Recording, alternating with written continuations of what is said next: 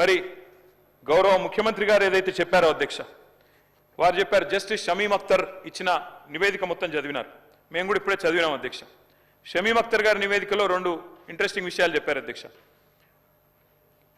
ఎస్సీల 59 కులాల జనాభా, అక్షరాస్యత, ఉపాధి, విద్యా సంస్థలలో ప్రవేశాలు, ప్రభుత్వ ఉద్యోగ నియామకాలు, ఆర్థిక సహాయం మరియు రాజకీయ ప్రాతినిధ్యాలకు సంబంధించిన డేటాను అన్ని ప్రభుత్వ విభాగాలు, గ్రాంటినేడ్ సంస్థలు, ప్రభుత్వ రంగ సంస్థల నుంచి విచారణ కమిషన్ సేకరించింది అని చెప్పారు అధ్యక్ష. చాలా సంతోషం.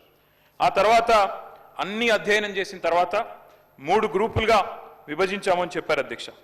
మరి 3 గ్రూపులుగా విభజించే క్రమంలో కూడా మీరు ఏం చెప్పినారు అధ్యక్ష? సామాజికంగా, ఆర్థికంగా మరియు విద్యాపరంగా. సామాజికంగా, ఆర్థికంగా.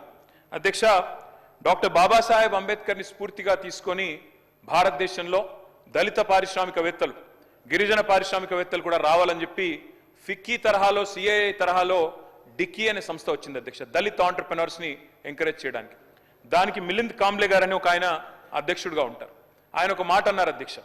మరి వారన్న మాట ఏమంటే, let us fight cost with capital. అంటే షమీం అఖ్తర్ గారు చెప్పిన మాటనే ఇంకో పరంగా ఆలోచిస్తే, కేవలం విద్యలో, ఉపాధిలో మాత్రమే కాదు, ఆర్థికంగా ముందుకు పోవడానికి కూడా దళితులకు అవకాశాలు కల్పించినప్పుడే న్యాయం జరుగుతుంది అనే ఆలోచన. మరి బహుశా అందులోంచేనేమో మరి చేవెళ్ల డిక్లరేషన్ అధ్యక్ష, ఇది SC ST declaration of Congress party. అందులో జస్టిస్ షమీం అఖ్తర్ గారు చెప్పినట్టుగానే సామాజికంగా, విద్యాపరంగా, కేవలం ఉపాధి పరంగా మాత్రమే కాకుండా ఆర్థికంగా కూడా ముందుకు పోవాలనే ఉద్దేశంతో కాంగ్రెస్ పార్టీ ఇచ్చిన చేవెళ్ల ఎస్సీ ఎస్టీ డిక్లరేషన్ అధ్యక్ష. ఇది అందులో చాలా స్పష్టంగా చెప్పారు అధ్యక్ష. ఏమన్నారు? కేసీఆర్ గారు దళిత బంధు ఇస్తున్నారు, 10 లక్షల రూపాయల చొప్పున ఇస్తున్నారు. కాదు, మా ప్రభుత్వం కనుక వస్తే అంబేద్కర్ అభయహస్తం పేరిట ఎస్సీ ఎస్టీ కుటుంబాలకు 12 లక్షల ఆర్థిక సహాయం చేస్తామన్నారు. తప్పకుండా మరి ఈ కమిషన్ సిఫారసులను అమలు చేయడంతో పాటు తప్పకుండా అంబేద్కర్ అభయహస్తాన్ని కూడా రాబోయే నెలలో ప్రవేశపెట్టే బడ్జెట్లో దానికి తగిన మొత్తంలో డబ్బులు కేటాయించాలని చెప్పి కూడా నేను ప్రభుత్వాన్ని కోరుతా ఉన్నా అధ్యక్ష. ఆర్థిక వెనుకబాటుతనం గురించి కూడా ప్రస్తావించింది షమీం అఖ్తర్ గారి మరి ఏకసభ్య కమిషన్. ఇంకొక మాట కూడా నేను చెప్తా ఉన్నా అధ్యక్ష. ఆ రోజు ఇదే ఎస్సీ ఎస్టీ డిక్లరేషన్లో చెప్పారు అధ్యక్ష, ప్రభుత్వ ప్రొక్యూర్మెంట్లో అంటే కాంట్రాక్ట్లలో, అన్ని కాంట్రాక్ట్లలో, సివిల్ వర్క్లలో ఎస్సీలకు 18%, ఎస్టీలకు 12% రిజర్వేషన్లు కూడా ఇస్తాము అని చెప్పి కూడా మరి చేవెళ్ల ఎస్సీ ఎస్టీ డిక్లరేషన్లో చెప్పారు అధ్యక్ష. ఎందుకంటే let us fight cost with capital అన్నప్పుడు మరి కేవలం విద్యలో, ఉపాధిలో కాకుండా ఆర్థికంగా కూడా ముందుకు పోవాలంటే ఈ వెసులుబాటు కల్పించాలి. కాబట్టి తప్పకుండా ప్రభుత్వం ఈ 18%, 12% ఎస్సీ ఎస్టీలకు ప్రొక్యూర్మెంట్లో, ఎందుకంటే మొన్ననే నేను చూసిన అధ్యక్ష, చాలా కాంట్రాక్టులు పిలుస్తా ఉన్నారు రాష్ట్రంలో. మరి అందులో ఈ 18%, 12% ఎప్పటి నుండి ఇస్తారో, ఎప్పటి నుండి అమలు చేస్తారో, ఆర్థికంగా ఎస్సీ ఎస్టీలు కూడా ముందుకు పోవాలంటే మీ మల్లికార్జున్ ఖార్గే గారి చేతిలో ప్రవేశపెట్టబడ్డ ఈ ఎస్సీ ఎస్టీ డిక్లరేషన్ ఎప్పటి నుంచి అమలు మొదలు పెడతారో కూడా ప్రభుత్వం చెప్పాలని చెప్పి నేను కోరుతా ఉన్నా అధ్యక్ష. అధ్యక్ష, ఇంకొక మాట కూడా చెప్పాలి అధ్యక్ష. ఇవాళ 2 ప్రధానమైన సామాజిక వర్గాలు, ఇటు దళితులు వర్గీకరణ విషయంలో మొదటి నుంచి స్వాగతిస్తున్నాం, ఈరోజు నివేదికను కూడా తప్పకుండా స్వాగతిస్తాం. కానీ మరొక వైపు బలహీన వర్గాలు, 61% ఉన్న బలహీన వర్గాలకు సంబంధించి కూడా ఈరోజు శాసనసభలో ప్రభుత్వం ఒక స్టేట్మెంట్ ఇచ్చింది అధ్యక్ష. మేము బలహీన వర్గాల విషయంలో మాత్రం ఇవాళ మా శాసనసభ్యులు 38 మంది ఉన్నాం అధ్యక్ష. చాలా మంది ప్రిపేర్ అయినారు. బలహీన వర్గాల శాఖ మంత్రిగా పనిచేసిన కమలాకర్ గారు, మా కేపీ వివేక్ గారు, న్యాయవాది మిత్రుడు కాలేరు వెంకటేష్ గారు, మా చింతా ప్రభాకర్ గారు, చాలా మంది ప్రిపేర్ అయినారు అధ్యక్ష. అందరం మాట్లాడదాం, మా ఆవేదన చెప్దాం బలహీన వర్గాల పక్షాన. ఎందుకంటే బయట గగ్గోలు పెడతా ఉన్నారు, బయట ఇబ్బంది పడతా ఉన్నారు.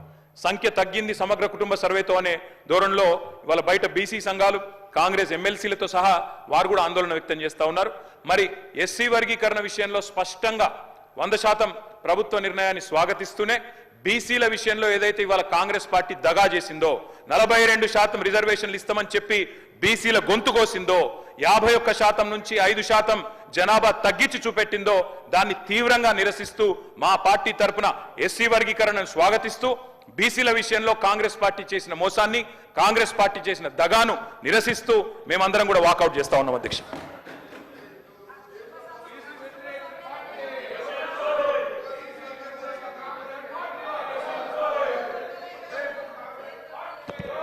గౌరవ మంత్రి గారు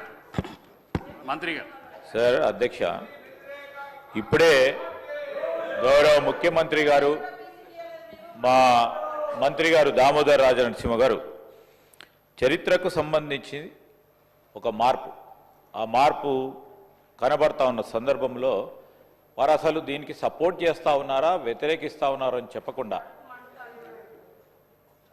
ప్రభుత్వానికి మంచి పేరు వస్తుంది, సమాజంలో అసమానతలు కోల్పోయి ఈరోజు మొత్తం పూర్తి స్థాయిలో నవ సమాజాన్ని నిర్మాణం చేయాలని మా కాంగ్రెస్ పార్టీ ప్రభుత్వ లక్ష్యం.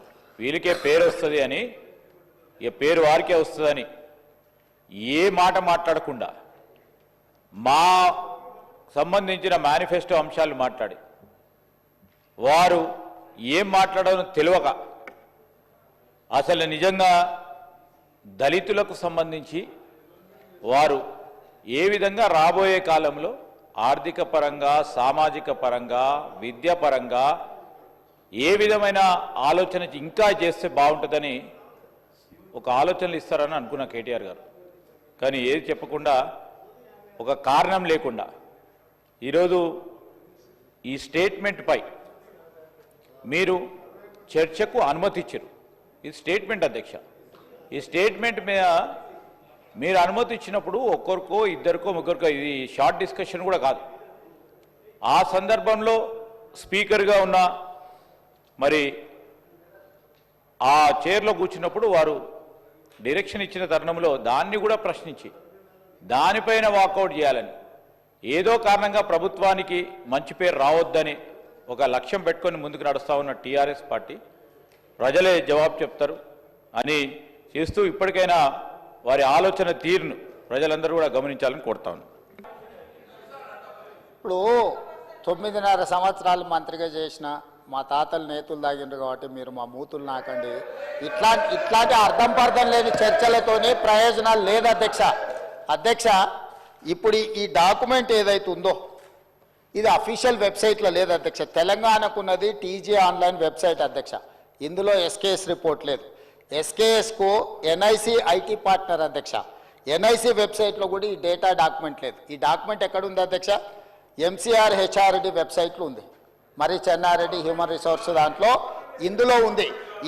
ఈ వివరాలు ఎవరు తయారు చేసిండ్రు, ఎవరు అందులో పెట్టిండ్రు, ఎవరు ఓనర్షిప్ క్లెయిమ్ చేయలేదు అధ్యక్ష. Point number 1. పాయింట్ నెంబర్ 2 అధ్యక్ష, ఈరోజు అధ్యక్ష ఆ రోజు 12 గంటలలో మేము చేసినాం అన్నారు కదా, ఆ రోజు ఎవరెవరిని ఎంగేజ్ చేసిండ్రో అడుగు అధ్యక్ష.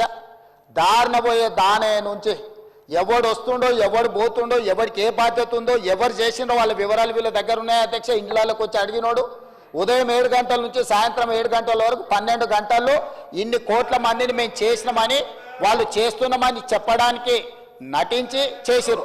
ఇవాళ మేము పకడ్బందీగా చేస్తే ప్రధాన ప్రతిపక్ష నాయకుడిగా ఆయన 9.5 సంవత్సరాలు మంత్రిగా చేసిన ఈయన ప్రభుత్వం మీద నమ్మకం లేదంటే ఇదే ప్రభుత్వం ఈ సభను ఏర్పాటు చేసింది, ఇదే ప్రభుత్వం ఈ సభలో డాక్యుమెంట్ పెట్టింది.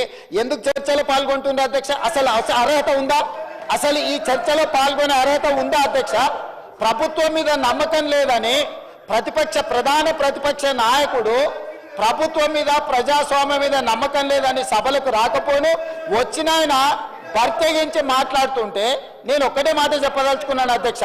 దయచేసి తమరికి విజ్ఞప్తి చేస్తున్నా, ఈ సర్వేలో పాల్గొన్న వాళ్ళను మీరు శిక్షించాలి. ఆ శిక్ష మొట్టమొదట ఈ సర్వేలో పాల్గొన్న వాళ్ళకు మీరు మైక్ ఇవ్వద్దు అధ్యక్ష. సర్వేలో పాల్గొంటేనే మైక్ ఇవ్వండి దయచేసి. ఎవరైతే ఈ సర్వేలో పాల్గొనలేదో, ఈ సభలో మాట్లాడే అర్హత లేదు, వాళ్ళకు దయచేసి తమరు మైక్ ఇవ్వొద్దని అందరి సభ్యుల తరఫున నేను మీకు విజ్ఞప్తి చేస్తున్నా అధ్యక్ష.